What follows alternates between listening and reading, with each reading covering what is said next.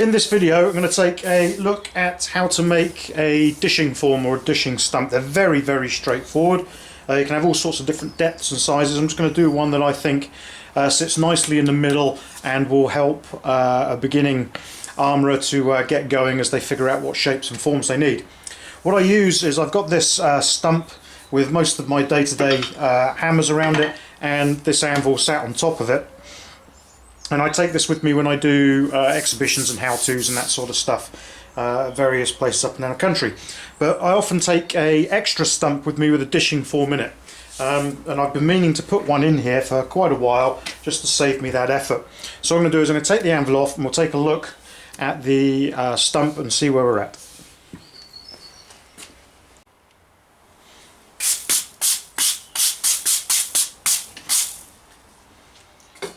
So the stump that we've got here has got a fairly nasty crack across here, just runs to the side. For the amount of times I'm going to use this as a dishing stump, I'm really not that bothered if it has a split or a crack in the side. I can always brace it so it doesn't get any worse with a bit of metal just across there very easily. It's not ideal. In the perfect world you'd like to have it a fairly solid piece of material here, good lump of hardwood. But for the sake of this it's good enough. And what I'm going to do is I can see the shape of the anvil here.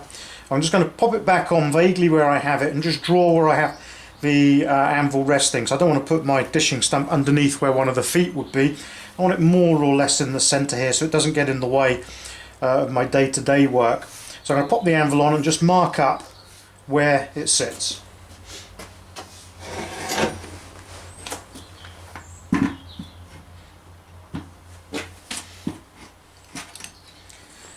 So the holes that I have on here already marked are where I've driven some nails to hold my anvil in place, stop it moving around. All I'm going to do real quick, so the pencil I think, is just mark where the anvil sits. Now you don't need to do this obviously if you're just making a dishing stump, it's just something I have to do now just to be sure I'm in the right place. So there we go, we're going to more or less go dead centre and not worry in this instance about that crack, I hope. So you can judge your centre point more or less by eye, put a little mark there, but if you're worried about that sort of thing, place your ruler about halfway down. It's about 12 inches, so 6, about there. If you want to make another one you can, about that, so it's about 5 3/4, again about there. So judge it by eye. You want to try and be in the centre, it's not imperative. You could put in a shape like this, perhaps 2 forms if you're not going to go too heavy. I've just got a little bit of chalk here, and I'm going to make this about a 4-inch diameter. There we are, so that's vaguely where we're going to do our work.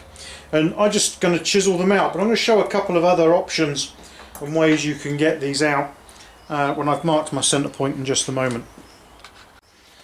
So I want the depth of this to be approximately 2 inches, 1 3/4, 2 inches, with fairly straight sides going down. So it's nice and deep. You can get most of your gentle work you need to do in there. And you're going to be able to knock out elbows and things in this, you need to be raising them after you've done a bit of dishing, that sort of business. But it will be a good solid form. Now to make sure I don't cheat later when I'm getting tired, what I've done is I've just marked 2 inches in on the drill bit here with a bit of chalk. What I'm going to do is just drop that into the centre.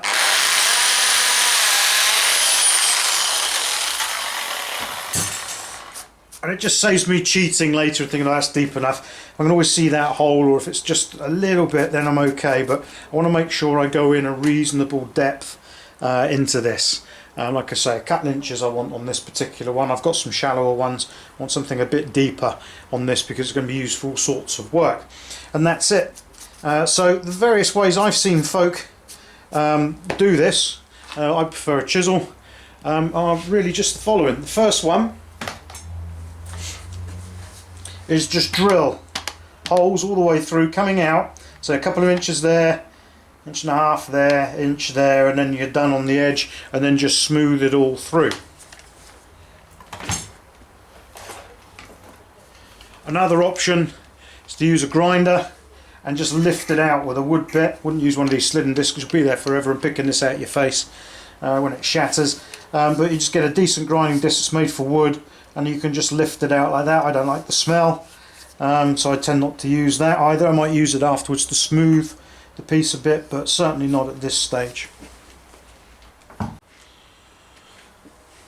What I prefer to use are some chisels. Now these are just cheap, nasty chisels from a local store we have in the UK called Wickes. I'm sure their equivalent is everywhere.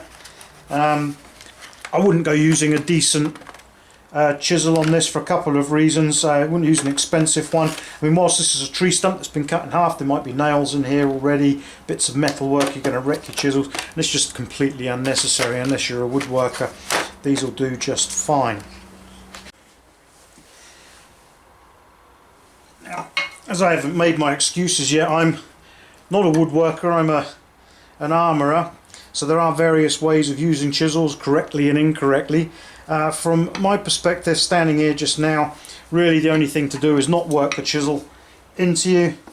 Make sure you've got an apron on, because if you stab yourself you can do yourself all sorts of trouble. It's always be working away, and depending on what sort of cut you're after, you've got the bevel there, but for the most part just don't work this towards you. Go steady, remember it's a chisel, it's not a crowbar, and the first thing to do is just walk your way around the edge, marking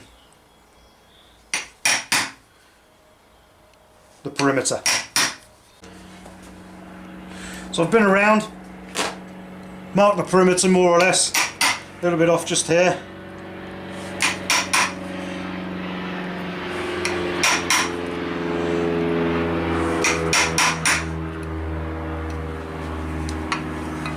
I'm going to have to go careful here because I can see this is already pushing away. Likelihood is this bit here is going to split. That's no big deal, to be completely honest. We get very locked down to making these things absolutely perfectly round and all the rest of it, and then what you'll do forever is you'll stand there and you'll work into this side of it, and having different shapes and different things going on in these can sometimes work to your favour because you'll end up using it for something else. So I'm going to push on. I'm not too fussed if this splits and comes away and makes a bit of a strange shape here. I just want that gentle curve about here, because I will tend to work most of the time here and go straight down or into that edge, so I'm not too fussed about this. So all that happens now is just make a start. Like I say, I'm making woodworkers cry the world round we're doing this. Just make a start and start lifting it out.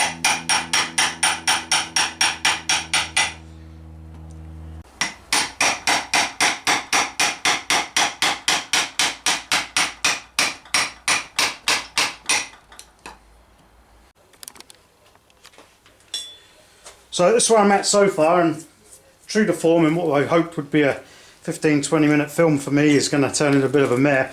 I've no idea what this wood was. I've got a feeling it was an old apple tree, but whatever it is, it's probably the worst wood in the world to be chiselling. It just comes away in great big lumps like this. So I'm making a nice hole in the wood quick enough, but it's not going to have the smooth sides and transition that I wanted there. I might still be able to do something. So this is where we're at. Let's clean that out. You can see it just comes away in these chips here, and the chisel just bites into it and then just boom, blows apart. But it works to my purposes for this video, to be totally honest. It's not going to be the greatest dishing stump in the world, but it will be functional. It'll still be usable, and it'll prove the point that, you know, you may not have a bit of oak or yew or any of those decent bits of wood like that around. You might just have a tired old piece of something like this, which, as long as it can hold the dish in there nicely, will still work. That would work in some form or other as it is now, but I still want that depth to it so I can use it when I'm doing exhibition bits and pieces. So I'm going to persevere, push on, and even though this is one of the gnarliest bits of wood I think I've ever had the pleasure of putting a dishing form into, it will still be a functional form for what I want, which is exactly what I want to prove and show to us all now. So I'm going to push on, and we'll see where we get in about another 10 minutes.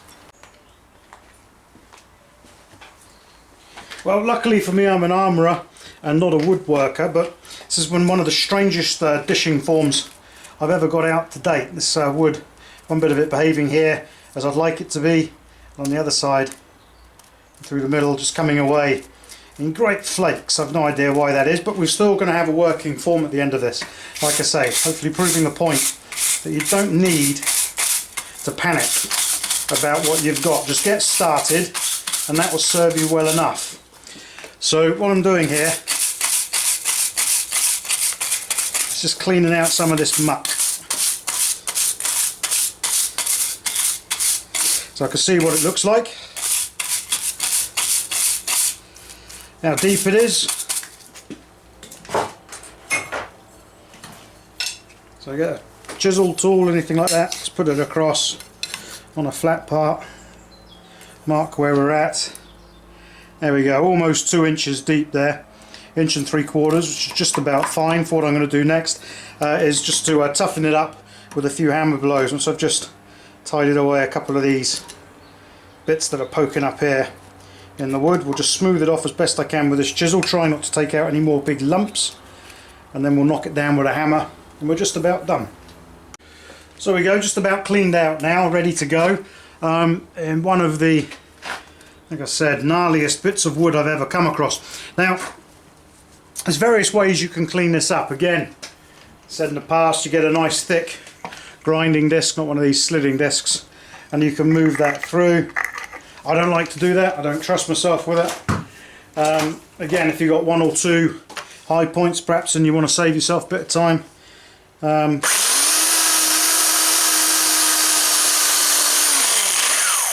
you can work your way around it with something like that. What I tend to prefer to do is just get a nice planishing hammer, a good sized one like this, and just casually just lay into it.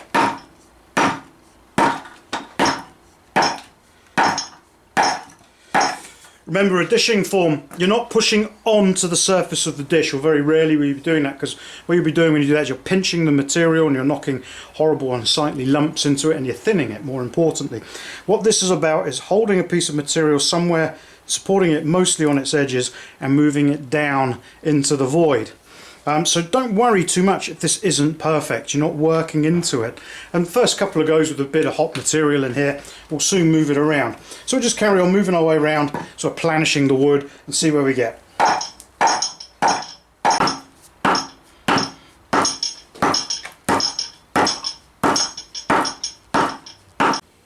So all done. I've been round with the planishing hammer, nice weighty one, so I can just stand back at my leisure, just knock the hole in.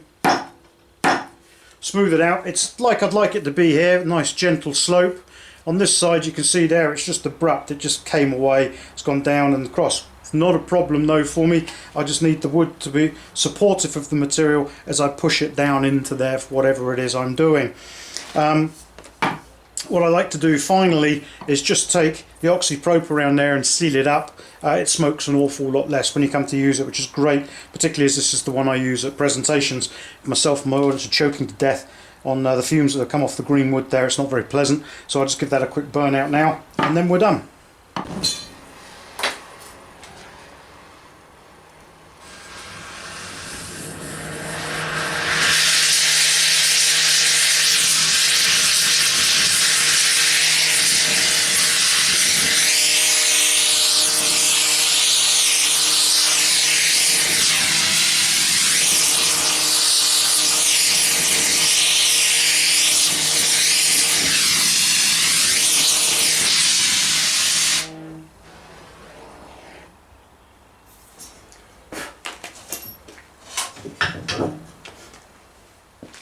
Then just make your way around it again with the hammer.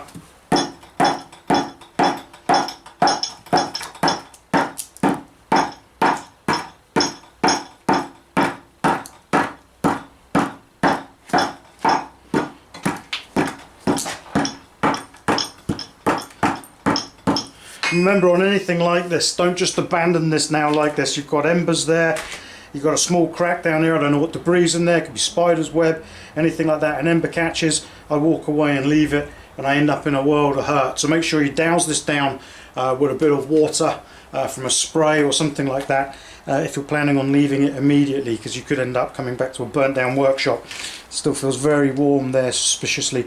So I'm going to go and get a spray, give that a once over, and then that's that finished.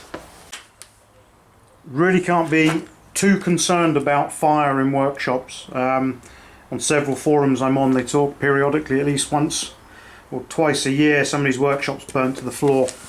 So we've got this now. It looks relatively safe in there, but what we've got,